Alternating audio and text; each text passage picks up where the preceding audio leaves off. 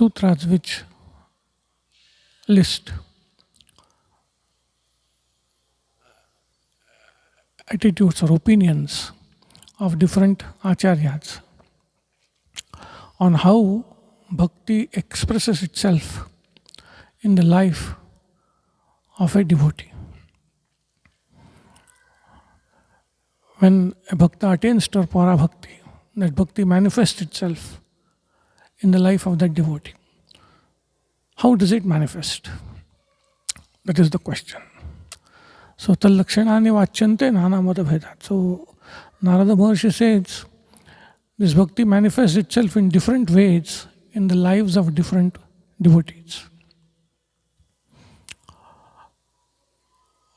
One point all agree, the experience of bhakti is universal, it is unique. That is, it is irrespective of time and space. But the expressions are different. The experience is same, expressions are different because of the natural traits of character of the devotee. Each devotee has different traits of character. Depending on those, the expressions will differ, but the experience will be same. Also, there is difference in the character of the recorder, person who is recording the expressions of devotion.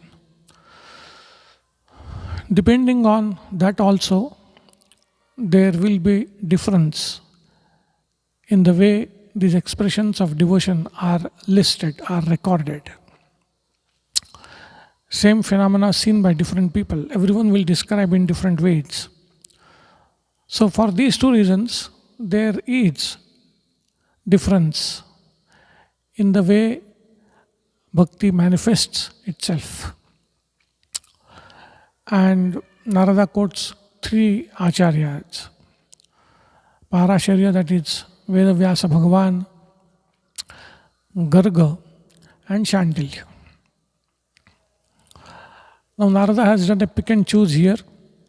The views mentioned here, each from each acharya, one view is mentioned.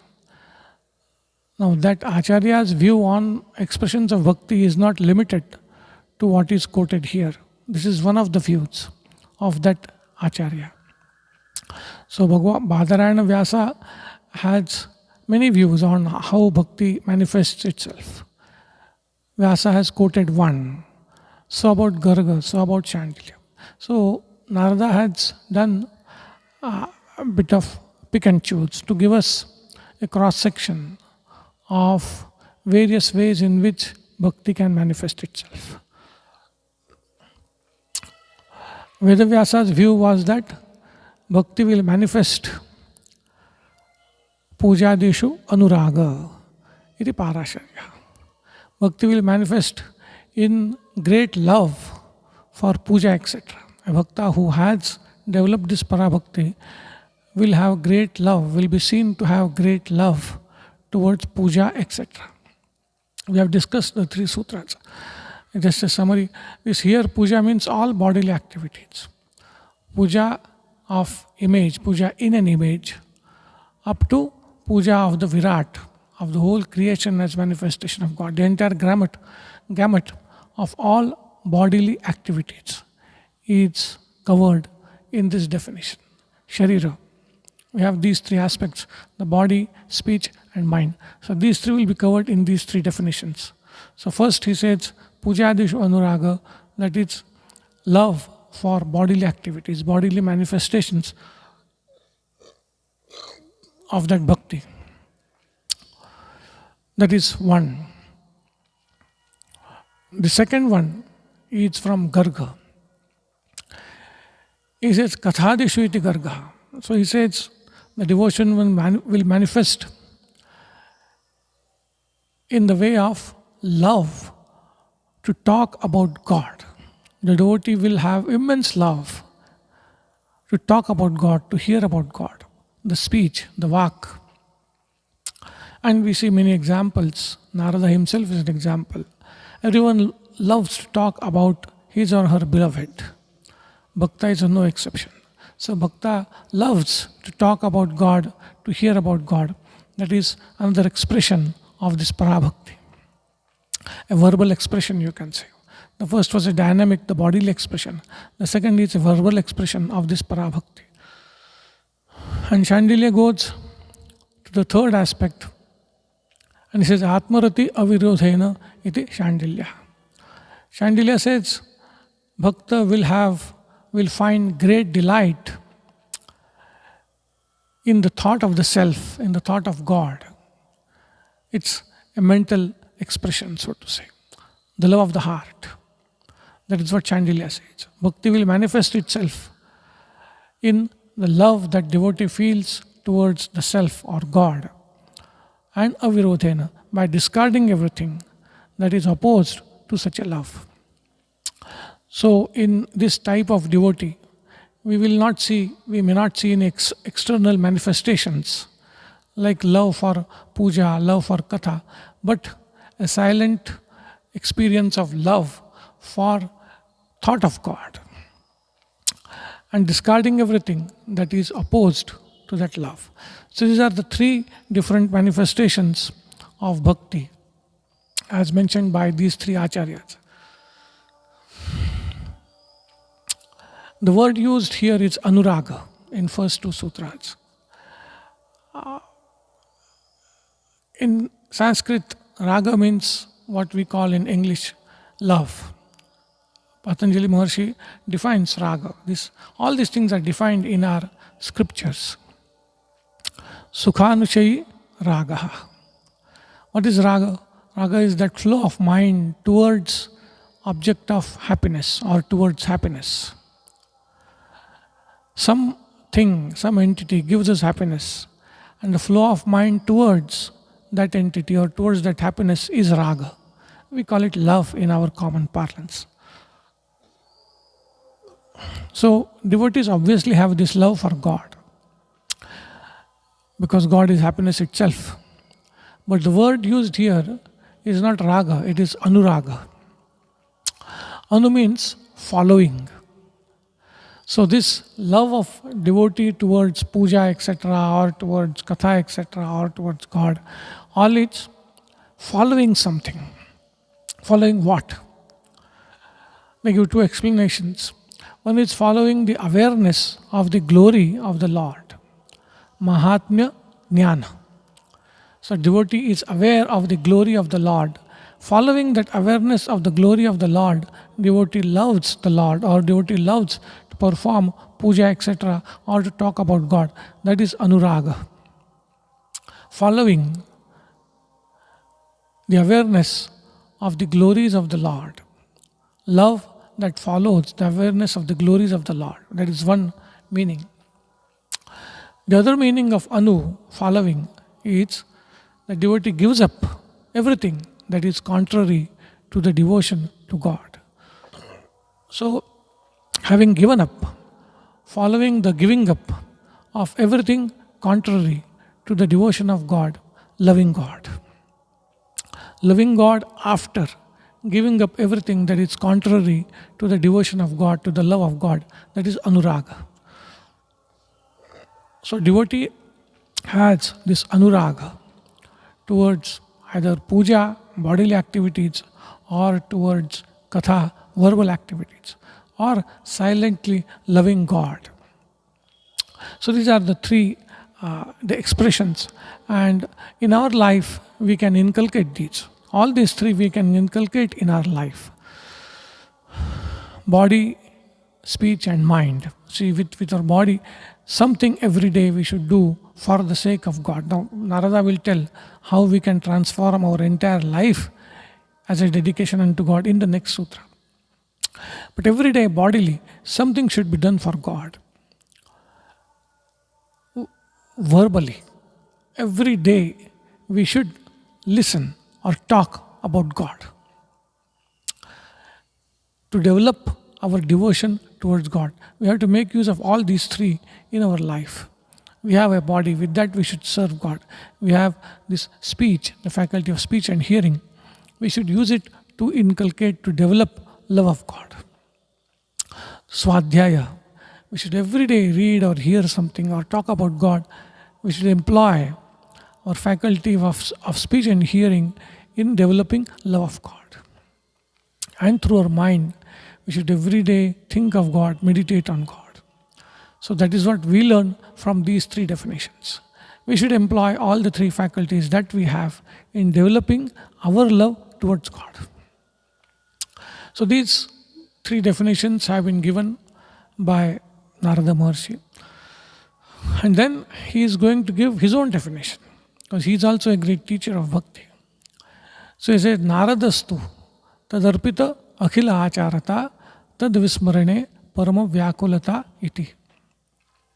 This is the definition given by Narada of his own view as to how Bhakti manifests itself in the life of a devotee. What is the lakshana of Bhakti?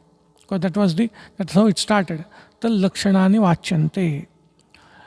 Its characteristics are going to be enlisted. So this is the characteristic of Bhakti from this standpoint of Narada. Tu is there in the word, in the sutra, Naradaha tu. Tu is to distinguish. So what Narada is going to tell is slightly different from what the other three acharyas have told. To emphasize that point, he says tu. But according to Narada tu, what is the lakshana of Bhakti? What is the characteristic of Bhakti? How Bhakti manifests itself? Tadarpita akhila acharata. This is one way in which Bhakti manifests itself. And tad vismarane parama vyakulata. These are the two ways in which Narada says Bhakti manifests itself in the life of a Bhakt. We'll see what these two mean. In simple, both these are abstract nouns. And these mean this.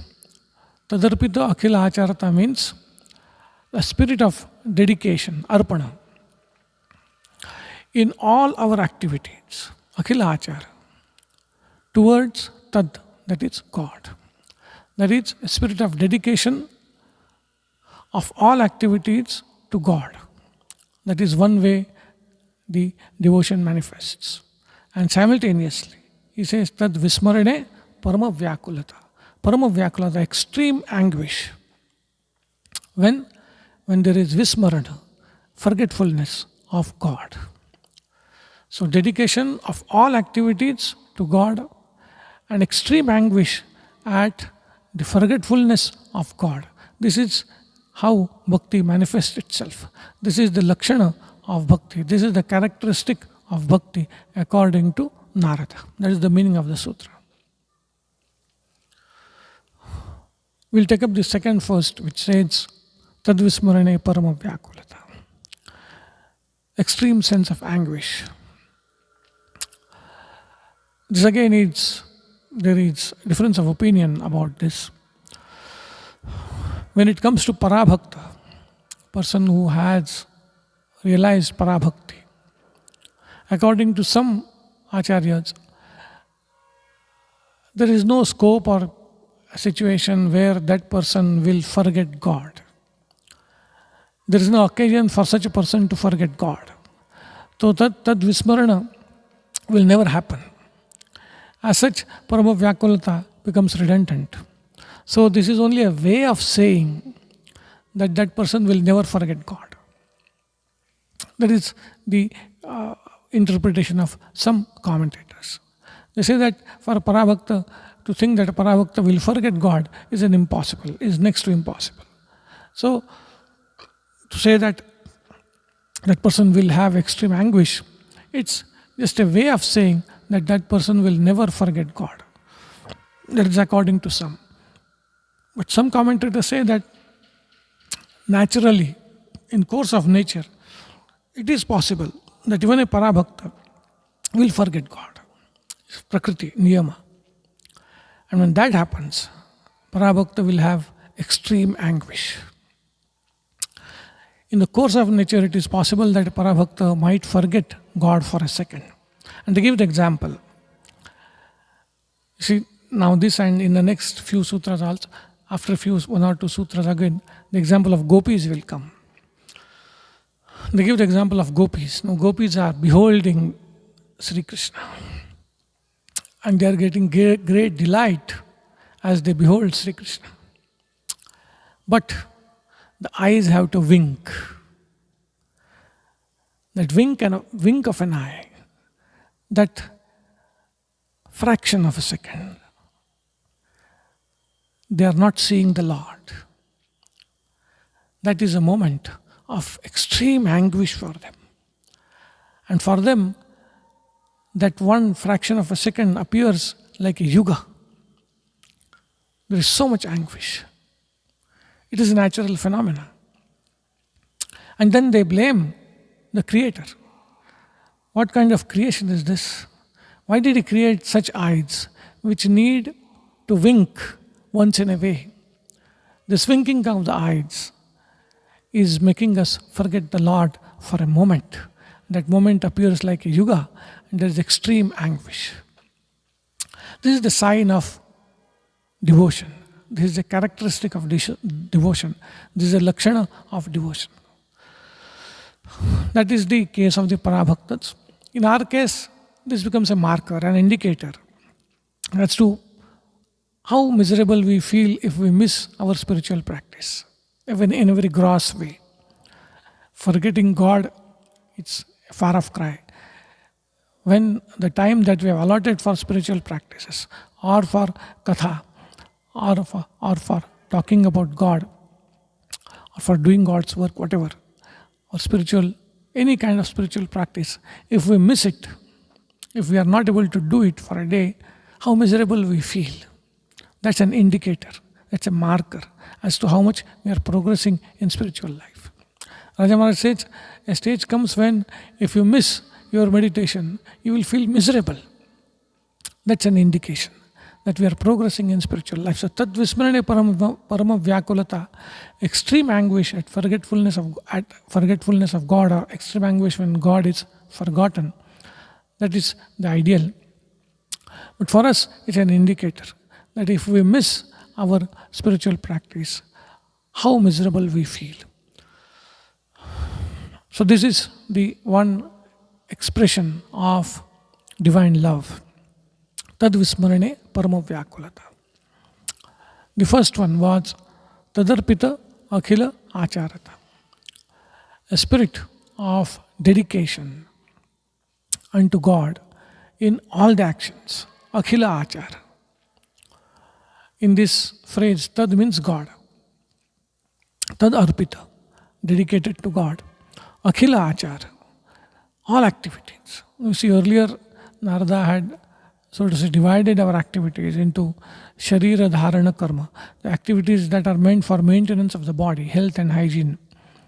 Then there was loka vyapara, our secular activities. Then there was veda vyapara, our sacred or religious activities. Like that, he had split. But here he says, no such thing. Akhila achara. All activities to be dedicated to God. No exception. This also should include our activities through body, speech and mind. We have to understand this. It doesn't mean only bodily activities. It means what we speak, the way we speak, our verbal activity. And also what we think. That is also an activity. It's mental activity. So, all activities in both these senses. Sacred, spiritual or secular or bodily, meant for body, maintenance of the body, all activities. As also activities of the body, of the speech, of the mind, all are to be offered to God. That we have to understand, the gamut of it. Then when it comes to a parabhakta, because this is the sign of a parabhakti. So when it comes to a parabhakta, this is a given. This happens naturally. Parabhakta doesn't have to strive to dedicate activities. Parabhakta, in that love, he or she had just melted in God. there is no one to dedicate activities. It happens. It's a statement of fact. It's a given. It just happens. That apparatus of body, mind, speech has become so pure, free from all kleshas and a sense of agency, that the power of God flows through it. So that dedication of all activities to God is natural. The power of God is flowing through that apparatus, flowing through that mechanism.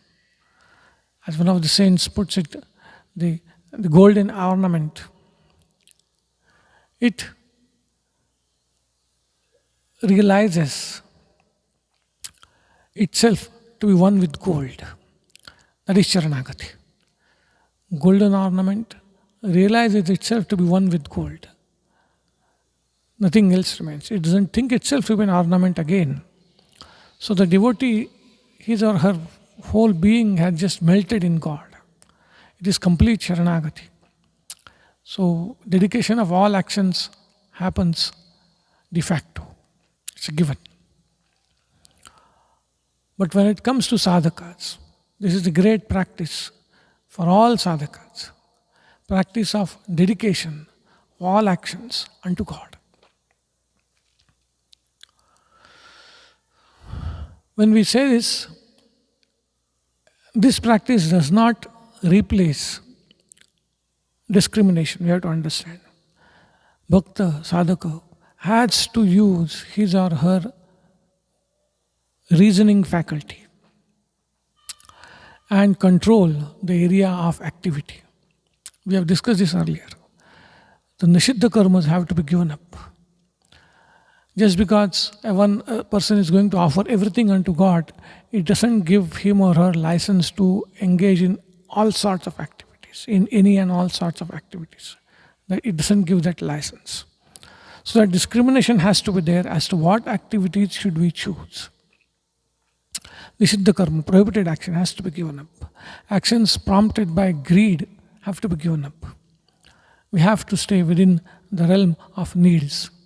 What is our duty? That kartavya karma. So that the controlling the sphere of activities is very much there. We have to ensure that. We have to exercise our reasoning faculty to ensure that. This practice of dedicating all actions unto God is very akin to the Karma Yoga of the Bhagavad Gita after second chapter. In second chapter, there is no mention of God when Karma Yoga is described. It's just that Karmanyeva Adhikaraste. But third chapter onwards, the God comes into Karma Yoga. Mahi sarvani karmani sanyasya adhyatma chetasa. So dedicating all actions unto me, you perform your duties. Yat karoshi yadashnasi yad jihoshi dadasin. Whatever you eat, whatever you drink, whatever you worship, offer everything unto me. So it is very akin to the Karma Yoga of Bhagavad Gita after the second chapter. And one more point is that this practice can go hand in hand with the practice of repeating God's name continuously. That's another practice. Repeating God's name continuously. Along with that, this practice of dedicating all actions unto God, they go hand in hand. I mean, they can go hand in hand. They supplement each other. So this is a practice which is very beneficial for all devotees, all sadhakas. Om Shanti Shanti Shanti Hari Om Tat Sat Sri Ramakrishna Arpanamastu.